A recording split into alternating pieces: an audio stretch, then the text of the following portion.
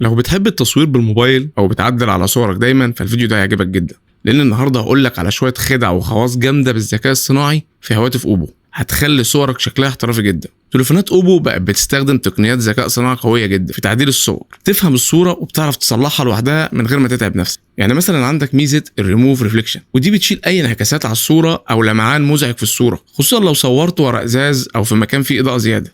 كمان عندك خاصيه الاي اي ريكومبوز، الميزه دي بتقترح لك احسن طريقه لقص الصوره وتختار لك الفلتر الانسب عشان شكلها يطلع متناسق اكتر. اما بقى عن الاي اي ريزر فهي من اكتر الحاجات اللي الناس بتحبها. ليه بقى؟ لانك بتقدر تشيل اي شخص او حاجه مش عايزها في الصوره، والذكاء الصناعي بيملى المكان كأن الحاجه دي ما كانتش موجوده اصلا، ودي ميزه قويه جدا. وفي كمان عندنا ميزه الاي اي بيرفكت شوت، ودي مخصوصه للصور الجماعيه. يعني لو حد مغمض عينه او حد وشه متغير او حد وشه بيبص في حته تانية او حد بيبص بتعبير غريب، النظام بيظبطها تلقائي وبيخلي الصوره كانها مظبوطه. يعني لو انت مغمض عينك تتفاجئ بعد التعديل ان هو فتح لك عينك وكانك انت اتصورت وانت واخد بالك من الكاميرا بالظبط. كمان عندك خاصيه الانهانس كلاريتي، والميزه دي ترفع جوده الصوره وتزود الحده والتفاصيل، فالصوره تطلع اوضح واجمل بشكل ملحوظ جدا. اما اخر خاصيه بقى وهي الامبلور، والميزه دي بتصلح الصور اللي طلعت مهزوزه او مش واضحه، زي صوره صورتها وانت راكب العربيه او راكب القطر. الخاصيه دي بتخلي الصوره تبان كانها متصوره بكاميرا احترافيه. صار الذكاء الصناعي في هواتف اوبو مش بس بيعدل على الصور، ده بيخليها تحكي قصه بجوده وشكل احترافي. جرب الخواص دي بنفسك وقول لي في الكومنتات اكتر ميزه عجبتك. وما تنساش طبعا تعمل لايك على الفيديو.